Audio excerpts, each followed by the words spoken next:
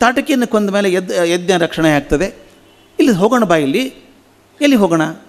ದಯವಿಟ್ಟು ನೋಡಿ, ಗುರುಗಳು ಸಾಮಾನ್ಯವಾಗಿ ಪಾಠ ಕಲಿಸ್ಬೇಕು, ಜ್ಞಾನ ಕೊಡಬೇಕು, ಜೀವನಕ್ಕೊಂದು ಮಾರ್ಗದರ್ಶನ ತೋರಿಸ್ಬೇಕು. ಇದೆಲ್ಲ ಗುರುಗಳು ಮಾಡಬೇಕಾದಂಥ ಕರ್ತವ್ಯ. ವಿಶ್ವಾಮಿತ್ರರು ಒಂದು ಎಕ್ಸ್ಟ್ರಾ ಮಾಡ್ತಾರೆ, ಮದುವೆನೂ ಮಾಡಿಬಿಡ್ತಾರೆ ರಾಮಂದು.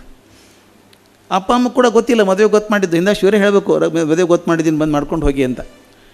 ಮಿಥಿಲಾ ನಗರಕ್ಕೆ ಹೋಗೋಣ, ಅಲ್ಲೊಂದು ಯಜ್ಞ ಆಗಿದೆ. ಕೆಲವು ಕಡೆ ಕಲ್ಪನಾ ಇದೆ, ಕೆಲವು ಕಥೆಗಳಲ್ಲಿ ನೋಡಿದಾಗ ಒಂದು ಸ್ವಯಂವರ ಆಗ್ತಾಯಿತ್ತು. ಸ್ವಯಂವರದಲ್ಲಿ ಶಿವಧನುಸ್ಸು ಇಟ್ಟಿದ್ರು, ಯಾರು ಎತ್ತಾರೋ ಅವ್ರ ಮಗಳನ್ನ ಮದುವೆ ಮಾಡಿಕೊಡ್ತೀನಿ ಅಂತ ಹೇಳಿದ್ದ ಜನಕರಾಜ. ಎಲ್ಲರೂ ಬಂದರು. ಕಥೆ ಹೇಳ್ತೀವಿ, ರಾವಣ ಹೋದ, ತನ್ನ ಮೈ ಮೇಲೆ ಹಾಕ್ಕೊಂಡು ಬಿದ್ದು ಹೋದ, ಒದ್ದಾಡ್ದ ಅಂತೆಲ್ಲ ಹೇಳ್ತೀವಿ. ಅದು ಸ್ವಯಂವರ ಇರಲಿಲ್ಲ, ಅದು ರಾಮಾಯಣದ ಸ್ವಯಂವರ ಇಲ್ಲ. ವಾಲ್ಮೀಕಿ ರಾಮಾಯಣದಲ್ಲಿ ಯಜ್ಞ ಮಾಡಿದ್ದಾನೆ, ಗೊತ್ತಿದೆ ಎಲ್ರಿಗೂ ಯಾರು ಬಂದು ಎತ್ತಾರೋ ಅಂತ. ಹಿಂದೆಲ್ಲ ಬೇರೆ ಬೇರೆ ಕಾಲಕ್ಕೆ ಬಂದು ಎತ್ತಿ ಸೋತು ಹೋಗಿದ್ದಾರೆ, ಯಾರೂ ಆಗಿಲ್ಲ ಅವ್ರ ಕಡೆಯಿಂದ.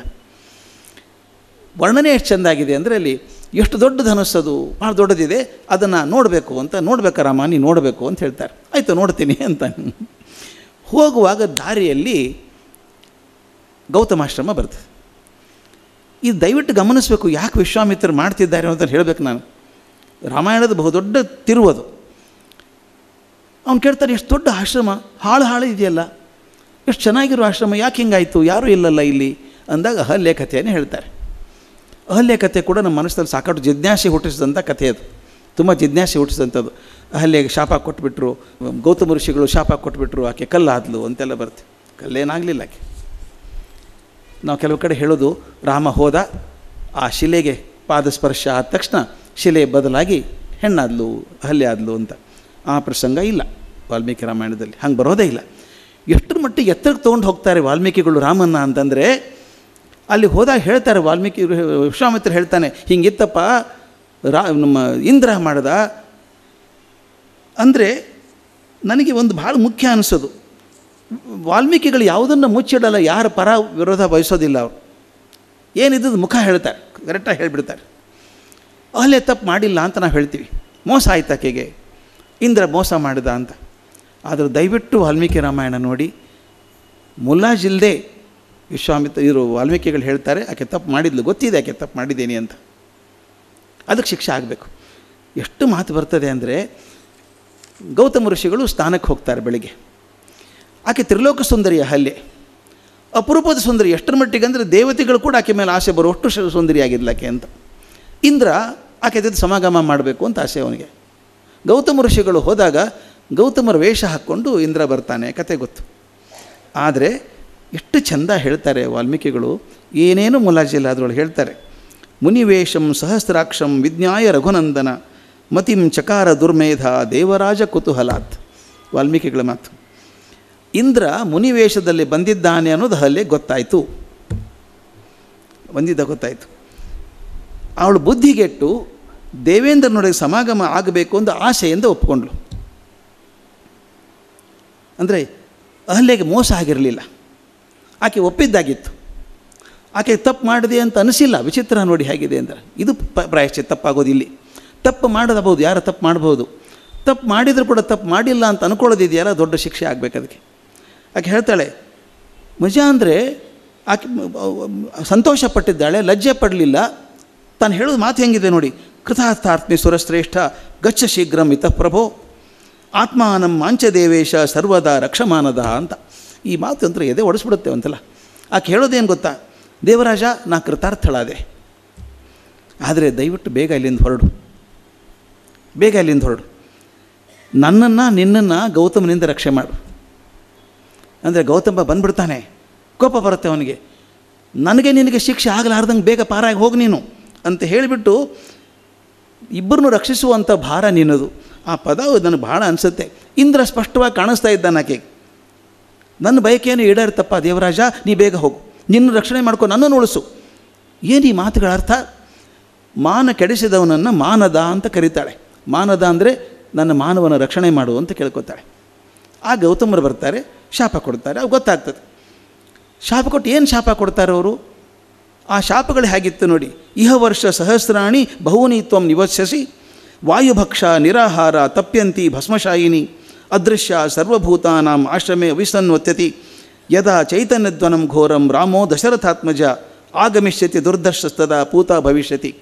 ನೀನು ಹೀಗೆ ಗಾರು ಕಾಣಿಸಲಾರದ ಹಾಗೆ ಊಟ ಇಲ್ಲದೇನೆ ಗಾಳಿ ತಿಂದ್ಕೊಂಡು ಬದುಕು, ನಿರಾಹಾರಳಾಗಿ ಬದುಕು, 1000 ವರ್ಷ ಬದುಕು, ಬೂದಿಯಲ್ಲಿ ಇದ್ದುಬಿಡು ನೀನು, ಯಾರಿಗೂ ಕಾಣಿಸ್ಬೇಡ ನೀನು. ಆದರೆ ಒಂದು ಕಾಲ ಬರ್ತದೆ, ರಘುನಂದನ ರಾಮ ಬರ್ತಾನೆ, ದಶರಥಾತ್ಮಜ ಬರ್ತಾನೆ, ಇಲ್ಲಿ ಬಂದಾಗ ಅವನು ನಿನಗೆ ಸಾಂತ್ವನ ಹೇಳಿದಾಗ ನಿನ್ನ ಶಾಪ ವಿಮುಕ್ತಿ ಆಗ್ತದೆ ಅಂತ. ಅಂದರೆ ಶಾಪಕ್ಕೆ ಉಶಾಪ ಕೂಡ ಕೊಟ್ಟೆ ಹೋಗೋದು ರಾಜ, ಆ ಥರ ಹೇಳಿದ ಹೋದ. ಈಗ ಅದನ್ನು ವಿಶ್ವಾಮಿತ್ರರು ಹೇಳ್ತಾರೆ, 1000 ವರ್ಷಗಳಿಂದ ನಿರಾಹಾರವಾಗಿ ಗಾಳಿ ಸೇವಿಸ್ಕೊಂಡು ಇದ್ದಾಳಪ್ಪಾಕೆ, ಈಗ ತನ್ನ ಪ್ರಾಯಶ್ಚಿತ್ಯದಿಂದ ದಗ್ಧ ಆಗಿ ಹೋಗಿದ್ದಾಳೆ, ಪರಿಶುದ್ಧಳಾಗಿದ್ದಾಳೆ, ಆಕೆಯನ್ನು ಉದ್ಧಾರ ಮಾಡು ಅಂತ ಹೇಳ್ತಾರೆ. ಅಂದರೆ ನಮ್ಮ ಮಹಾಕಾವ್ಯದಲ್ಲಿ ಇರುವಂಥ ತತ್ವ ಎಂಥದ್ದು ಅಂದರೆ, ಗೊತ್ತಿದ್ದೂ ತಪ್ಪು ಮಾಡಿದರೂ ಕೂಡ ಆ ತಪ್ಪಿಗೆ ಪ್ರಾಯಶ್ಚಿತ್ತ ಆದರೆ ಪರಿಶುದ್ಧರಾಗ್ತೀರಿ ಅಂತ. ಪ್ರಾಯಶ್ಚಿತ್ತ ಭಾಳ ಮುಖ್ಯ ನಮ್ಮಲ್ಲಿ. ಆ ಪ್ರಾಯಶ್ಚಿತ್ತ ಮಾಡ್ಕೊಂಡಿದ್ದಾಳಾಕೆ, ಆಕೆಯನ್ನು ಉದ್ಧಾರ ಮಾಡು ಅಂತ ಇಲ್ಲಿ ಮಾತು ಬರೋದು. ರಾಮ ಹೋಗಿ ಕಾಲು ಮುಟ್ಟಿದ, ಕಲ್ಲಾಯಿತು ಅನ್ನು, ಕಲ್ಲಿದ್ದುದಾಯ್ತು. ನಾವನಲ್ವಾ, ಎಂಥ ಮನುಷ್ಯ ರೀ, ಕಲ್ಲಾಗಿ ಹೋಗಿದ್ದಾನೆ, ಹೃದಯ ಕಲ್ಲಾಗಿದೆ, ಹೃದಯ ಕಲ್ಲಾದರೆ ಕ್ಷಣ ಬದುಕೋಕ್ಕೆ ಸಾಧ್ಯ ಇದೆಯಾ? ಅಂದರೆ ಭಾವನಾರಹಿತ ಆಗಿದ್ದಾನೆ ಅಂತ. ಆಕೆ ಮನಸ್ಸು ಎಷ್ಟು ನೊಂದುಕೊಂಡಿದ್ದಾಳೆ, ತನ್ನ ಬಗ್ಗೆನೇ ತಾನು ಹೇಷಪಟ್ಟಿದ್ದಾಳೆ, ಸಾಕು ಅಂತ ನಿರಾಹಾರಳಾಗಿ ಕೂತಿದ್ದಾಳೆ.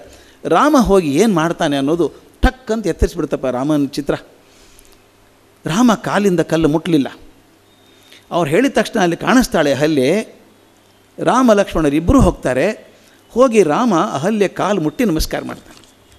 ಎಷ್ಟು ವ್ಯತ್ಯಾಸ ನೋಡಿ ಚಿತ್ರ. ಕಾಲು ಮುಟ್ಟಿ ಆಕೆಯನ್ನು ಸ್ತ್ರೀ ಮಾಡೋದು ಒಂದು ಬೇರೆ, ಆಕೆ ಕಾಲು ಮುಟ್ಟಿ ನಮಸ್ಕಾರ ಮಾಡಿ ಹೇಳ್ತಾನೆ, ಅಮ್ಮ ನಿನ್ನ ಪಾದ ಮುಟ್ಟಿದಾಗ ನನಗೆ ಕೌಸಲ್ಯ ಪಾದ ಮುಟ್ಟಿದಂಗೆ ಆಯಿತು ಅಂತ ಹೇಳ್ತಾನೆ.